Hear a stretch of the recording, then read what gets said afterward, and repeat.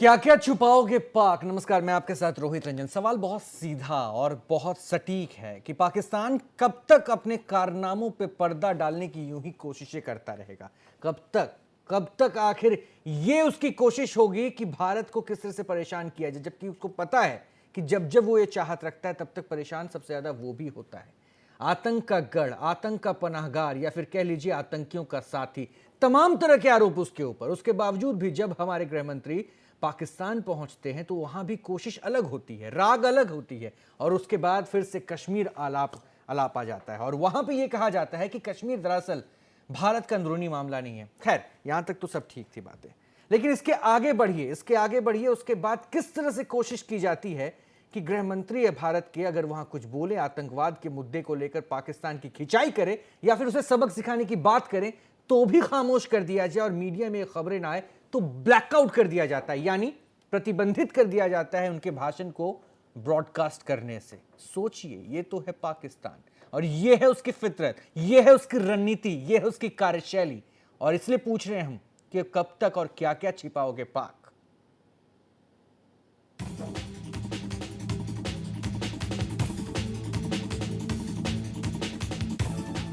पाकिस्तान की कथनी और करनी में कितना फर्क है, ये एक बार फिर से दुनिया के सामने है।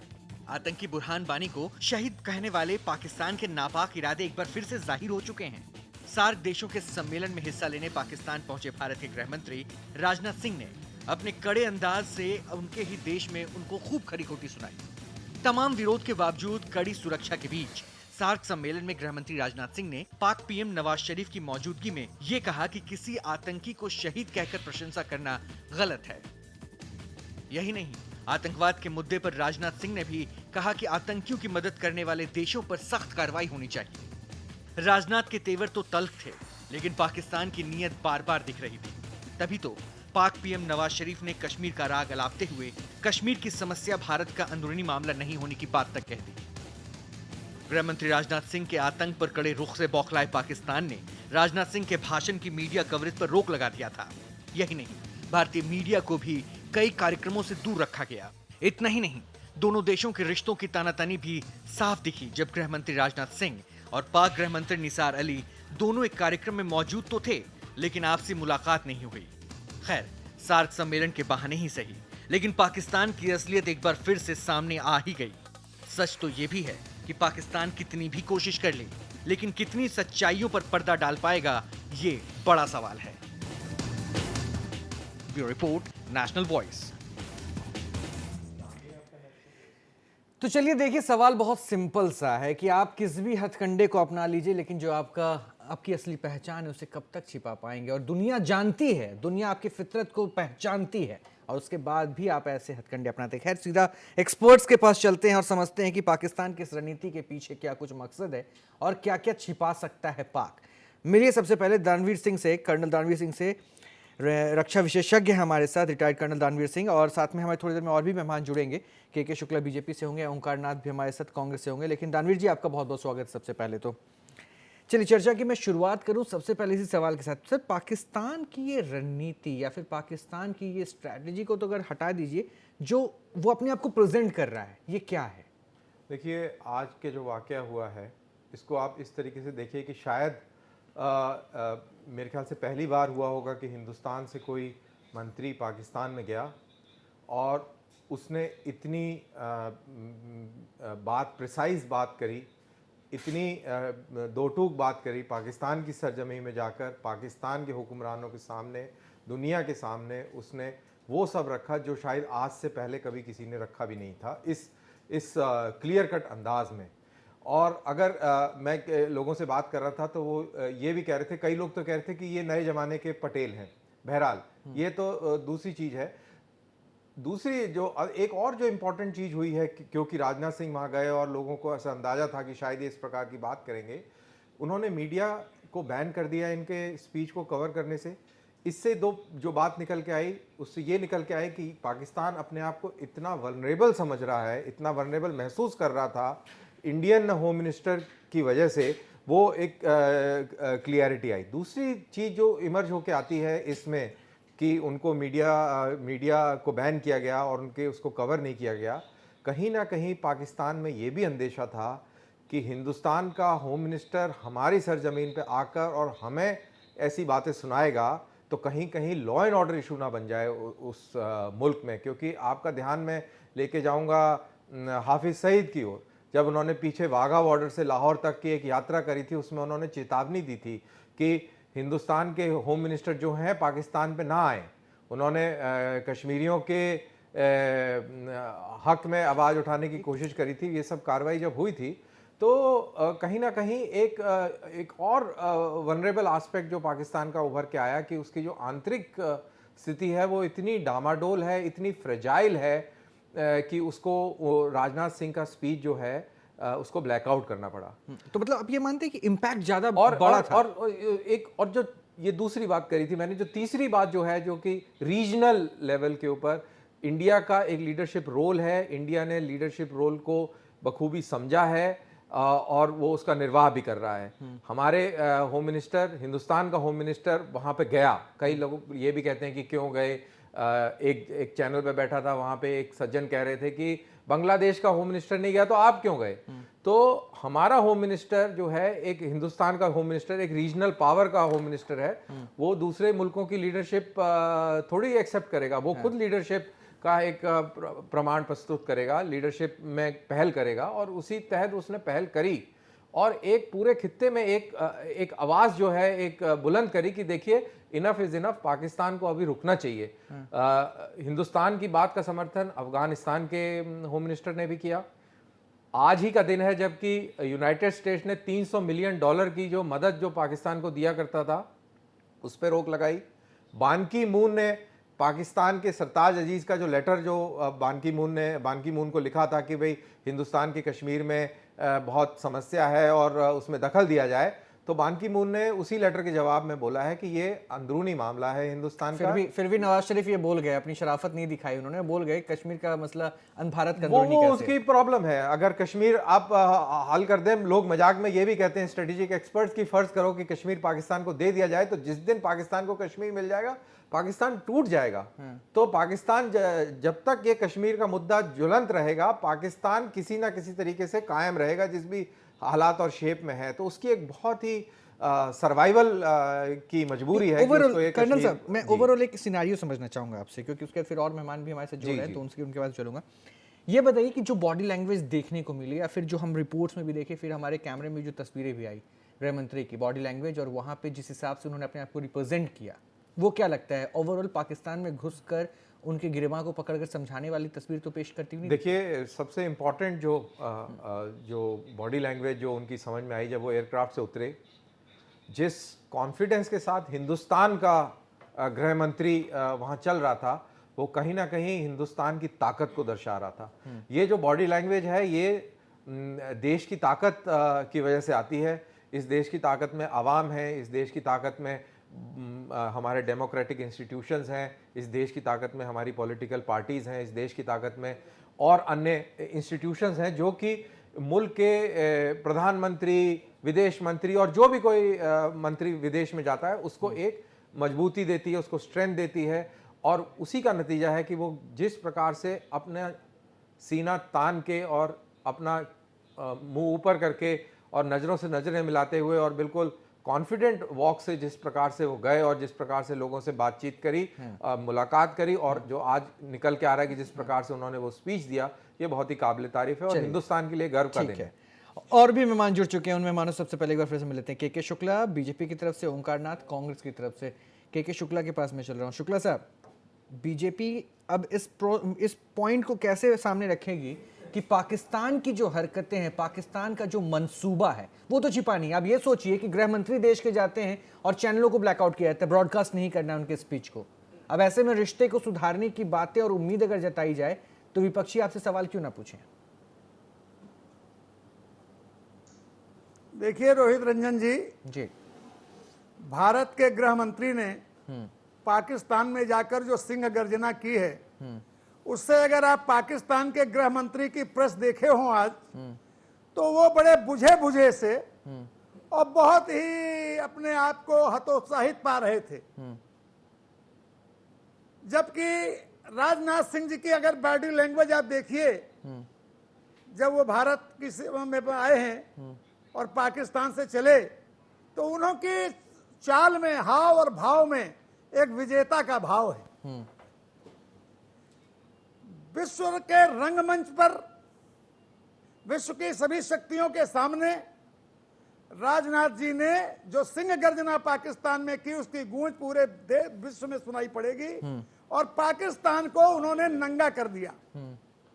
पाकिस्तान को उन्होंने जो आईना दिखाया, जो बातें वहां कही कि आतंकवादी आतंकवादी होता है, एक देश का आतंकवादी दूसरे देश में जाकर बलिदानी और शहीद और देशभक्त नहीं होगा। उन्होंने कहा कि पाकिस्तान का उन्होंने नाम भी नहीं लिया, और पाकिस्तान के गृह मंत्री सर दानवीर शुक्ला साहब, ये जितने पॉइंट्स आप बता रहे हैं सर, ये तो हम सब जान रहे हैं, रिपोर्ट्स में भी हमने बता दिया। सर मुझे ये समझा दीजिए कि इस पाकिस्तान के इस रवैये से ऐसा थोड़ी ना कि पहले से वाकिफ नहीं थे। अब कांग्रेस अगर आपसे सवाल पूछे कि जरा बताइए बीजेपी ने ये स्टैंड तब क्यों लिया जब आपको नवाज शरीफ के शराफत पे पहले से ही शक था, अभी भी वो कश्मीर के राग को हिलाप रहे हैं, तो अब कैसे फिर आगे की स्ट्रैटेजी आपकी बनेगी? देखिए, वार्ता की टेबल पर हम वार्ता करते रहने चाहिए। तो यहाँ क्या सारे देशों के सम्मेलन में सिर्फ अपने आप को हम दिखाने गए थे? संदेश देखा हो आप, हम अपने आप को दिखाने नहीं गए थे, हम पाकिस्तान को विश्व के रंगमंच पर नंगा करने गए थे। पाकिस्तान की असलियत, मतलब स्ट्रैटेजी लेकर गए थे कि उनसे हाथ नहीं मिलाएंगे, उनके साथ खाना नहीं खाएंगे और वापस फिर आएंगे? जी नहीं, ये जब वहां पर राजनाथ जी पहुंचे और जो वहां के आतंकवादी समूहों ने राजनाथ सिंह के दौरे का विरोध किया, बड़ी सुरक्षा व्यवस्था के बावजूद वहां नारेबाजी की गई, वहां का जो वातावरण तैयार हुआ, उस वातावरण में हाफिज सईद वगैरह ने तो जाने से पहले ही कह दिया था कि हम विरोध करेंगे। इस चीज के लिए तो मेंटली प्रिपेयर होके गए थे, लेकिन क्या हुआ? आतंक के मुद्दे पर पाकिस्तान का रुख बदला। प्रिपेयर होके नहीं गए वहां की। जब वहां पर देखिए, जब हम किसी कोई सम्मेलन करते हैं, विश्व का सम्मेलन करते हैं, तो हमारे देश की ये जिम्मेदारी होनी चाहिए कि हवाई अड्डे पर जो विरोध प्रदर्शन किया गया, इतनी सुरक्षा व्यवस्था के बावजूद कुछ लोग वहां पहुंचे और उन्होंने भारत के खिलाफ नारेबाजी की। आप रोहित जी, ऐसे वातावरण में आप खुद कल्पना करिए, जब हमारे देश का कोई नेता वहां गया है गृह मंत्री के रूप में, वहां पहुंचे हैं और उनके साथ इस तरह का व्यवहार किया जाएगा, तो वो ठीक है। ओंकारनाथ सिंह, दिमाग में ओंकारनाथ सिंह, बिना देर किए आप अपनी प्रतिक्रिया रख दीजिए। ये जो तमाम तस्वीर देखी आपने पाकिस्तान में, जिस तरह से हमारे गृह मंत्री गए, आतंक के मुद्दे पे पाकिस्तान को लताड़ा और कई बार आईना दिखाने की बात भी की, अब इस पूरे पॉइंट पर कांग्रेस क्या देखती है? देखिए, पाकिस्तान ने जो किया गृह मंत्री के साथ, वो बहुत ही निंदनीय है।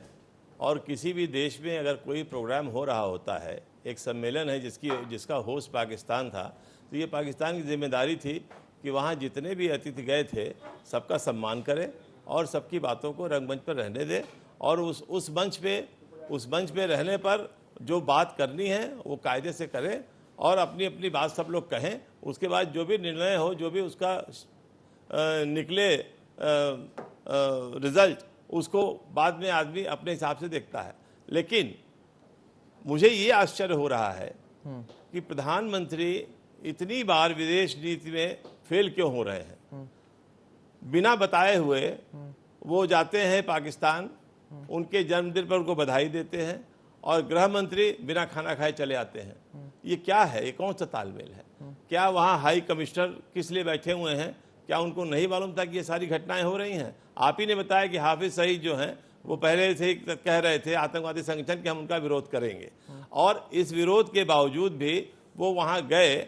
वहाँ पर क्या होगा सार्क सम्मेलन में, इसकी भी जानकारी जो है वो हाई कमिश्नर को नहीं थी कि वहाँ पर इस तरह की बातें हो सकती हैं और प्रधानमंत्री नकारात्मक बयान दे सकते हैं, कश्मीर को मुद्दा बना सकते हैं। इन सब चीज़ों को बाकायदे इनको देखना चाहिए था और उसकी रणनीति तैयार करके वहाँ जाना चाहिए। उन्होंने मुंहतोड़ जवाब तो दिया। मैं नहीं समझता हूँ कि कोई बहुत अच्छा काम करके आए हैं। नहीं, क्या मुंहतोड़ जवाब दिया? ब्लैकआउट कर दिया गया मीडिया का, वहां पर इतने नाराज होकर सर ये तो उनकी इंटरनल पॉलिसी होगी ना, इसमें हमसे या आपसे थोड़ी ना पूछेगा कोई, ये तो उनकी इंटरनल पॉलिसी होगी। नहीं, हमसे क्यों नहीं पूछेगा, ये इंटरनल पॉलिसी नहीं है। सार्क समिट हो रहा है, सार्क समिट में पाकिस्तान ब्लैकआउट नहीं कर सकते हैं, मीडिया का ब्लैकआउट नहीं कर सकते हैं, वो उनके यहाँ का तो यानी आप इसे टोटल फेलियर ऑफ बीजेपी कह रहे हैं खाली, यानी आप बीजेपी की रणनीति की फेलियर कह रहे हैं कि स्ट्रैटेजी इनकी जो थी विदेश नीति की ये गलत थी। सार्क देशों पे जाने से पहले इन्होंने होमवर्क नहीं किया। स्ट्रैटेजी इनकी खराब थी। अगर ये अपने पूर्व प्रधानमंत्री वाजपेयी जी से की ही बातों को थोड़ा सा ध्यान से देखते तो शायद ये नौबत ना आती, क्योंकि उस समय उन्होंने कई बार ऐसा हुआ, ठीक है, जबकि धोखा मिला उनको, ले उन्होंने मुंहतोड़ जवाब भी दिया।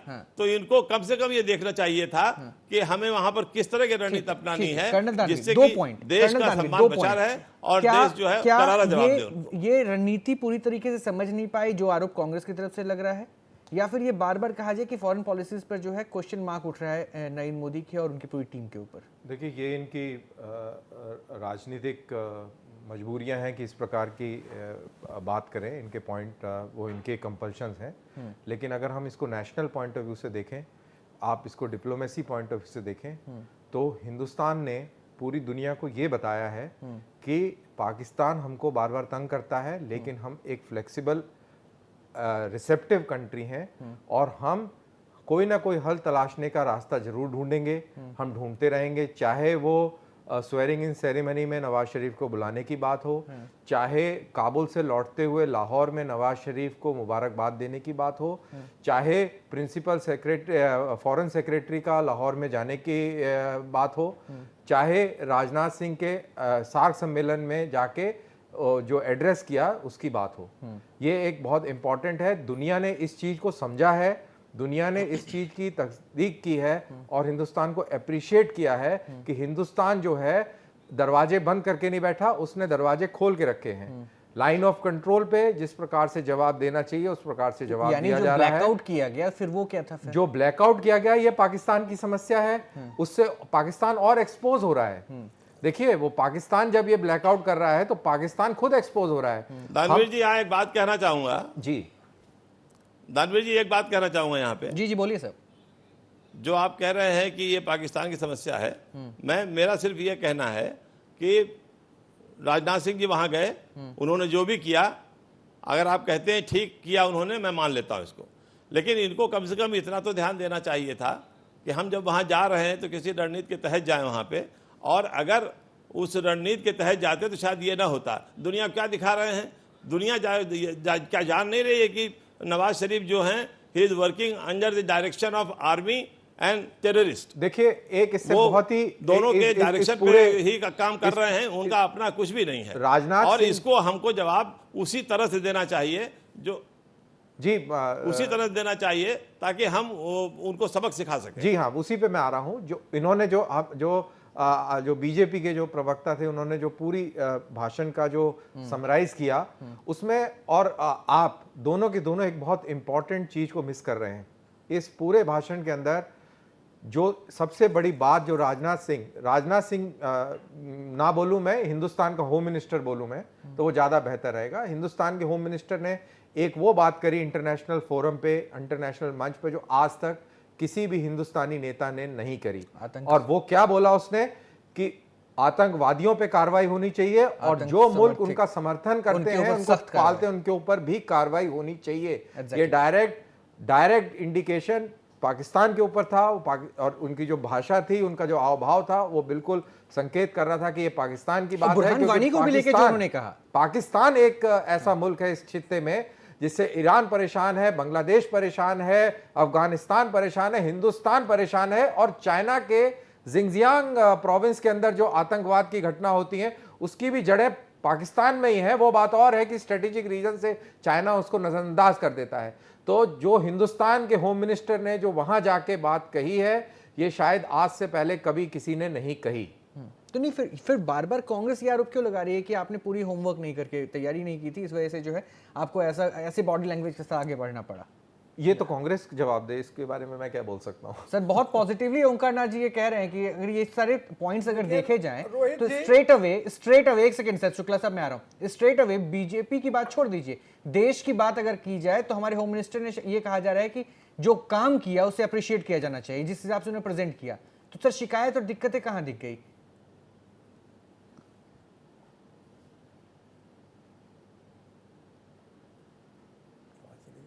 ओंकार नाथ जी क्या आवाज मिल पा रही है मेरी? Hello hello. ओंकार नाथ जी अच्छा अगर मुझसे, हाँ हाँ क्या मैं सवाल नहीं, नहीं समझ पाया, फिर से बताएं। आप हमेशा ये कहते हैं ना कि सख्त लहजे में सवाल था? पाकिस्तान को जवाब दो।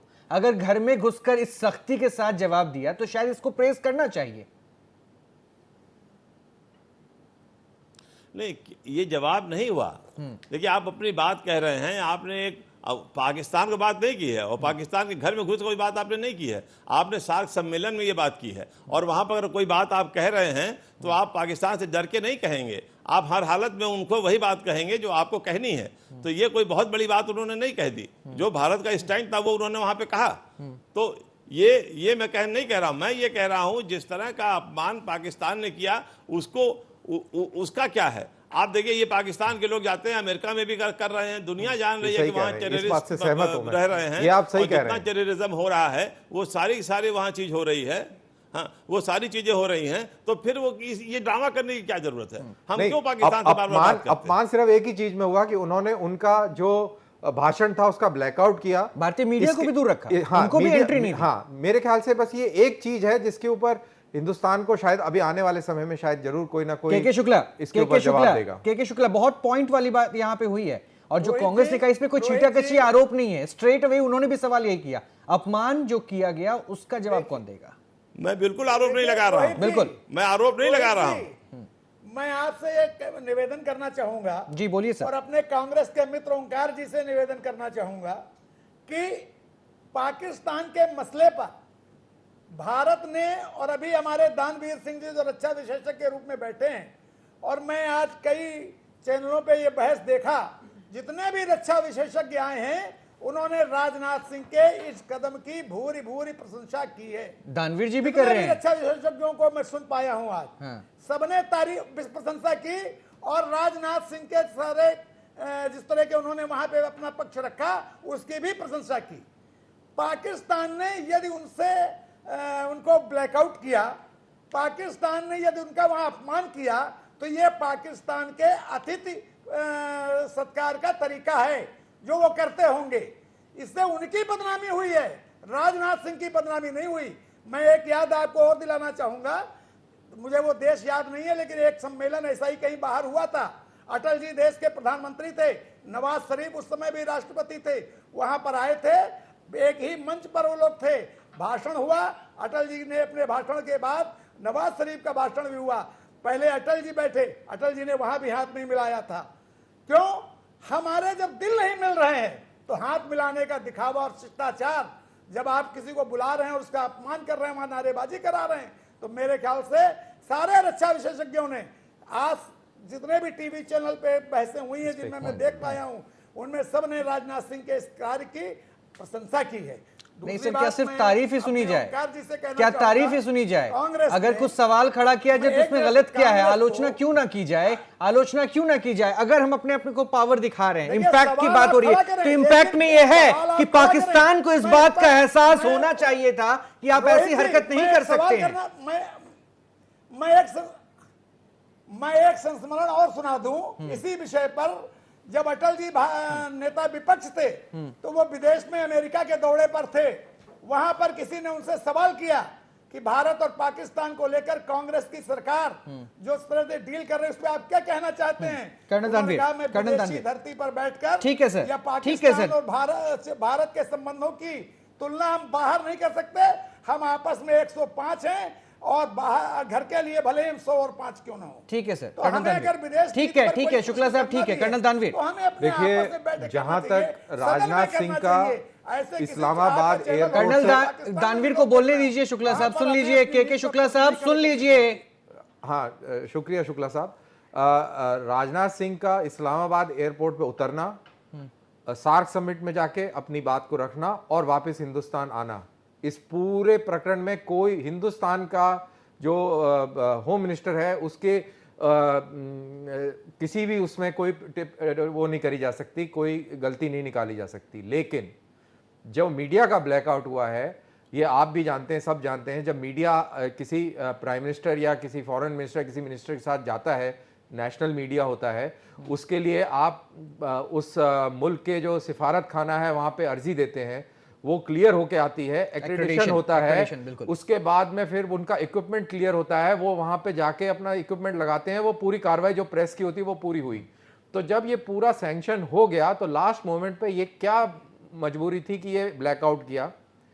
होम मिनिस्टर ने कुछ इसके बारे में किया, कहा नहीं कहा वो बात दूसरी है, लेकिन अभी हिंदुस्तान का जो विदेश मंत्रालय है उससे उम्मीद ये रखी जानी चाहिए कि वो पाकिस्तानी सिफारत खाने के जो वजीर हैं उनको तलब करे और उनको किसी ना किसी तरीके का प्रोटेस्ट नोट या जो भी कोई इनकी भाषा में होता है, तो शायद ये और मजबूत कदम होता है, ये एक पॉजिटिव स्टैंड हो जाता है कि कम से कम ये इतना इंपैक्टफुल हो सकता है। खैर, एक फाइनल एंड अप में उसमें पॉइंट आपसे दानवीर साहब चाहूंगा, मैं आप दोनों बने रहिएगा। मैं दानवीर साहब से ये सवाल जिससे पूछना चाहता हूँ कि आज की इस बॉडी लैंग्वेज और जिस तरह से अगर ये तमाम जवाब देने की कवायद भी हुई, जिस तरह से इंटरनेशनल फ्लोर पे कहा जाता है कि हम अपने आप को पॉजिटिव दिखा रहे हैं, सर पहले से तो प्लानिंग थी, पहले से आपको जानकारी थी कि आप जैसे फ्लोर पे उतरेंगे आपका विरोध होगा? ये ऐसे नहीं होता कि और सुनाओ भाई क्या हाल है, क्या कर रहे हो, आ जाओ चाय पीने आ जाओ, ऐसे नहीं है। इसके ऊपर काफी इनकी ब्रीफिंग हुई होगी, स्ट्रेटेजाइज हुआ होगा, ये नेचुरल प्रोसेस है। ऐसा नहीं है कि ऐसा नहीं हुआ होगा और सिर्फ सवेरे उठे और चले गए, ऐसा नहीं है। पूरी प्लानिंग हुई होगी, और प्लानिंग नहीं होती तो इतना जोरदार जो तरीके से जो अपना पॉइंट रखा है, जो कि उसकी पूरे इंटरनेशनल हल्के में गूंज गई है, वो एक बहुत इंपॉर्टेंट और बहुत मायने वाली चीज है। इसको आप किसी भी हालत में हल्के में नहीं ले सकते, लेना भी नहीं चाहिए। चलिए, बहुत बहुत शुक्रिया दानवीर साहब आपका हमसे जुड़ने के लिए। पाकिस्तान के लिए सबसे बड़ा सवाल, पाकिस्तान अपने साख को बचाने की कोशिश जरूर कर ले, लेकिन वो सवाल सबसे अहम है कि जिस हकीकत को वो छुपाने की कोशिश करता है, बार बार उसी के साथ उसका नाम जुड़ता चला जाता है और अंतर्राष्ट्रीय मंच भी इस बात को अच्छे से समझता है, लेकिन फिर भी ये पाक है जो सुधरता नहीं और अपने नापाक मंसूबों को छिपाने की लाख कोशिश कर ले, लेकिन सवाल फिर भी उसके साथ जुड़े रह जाते हैं।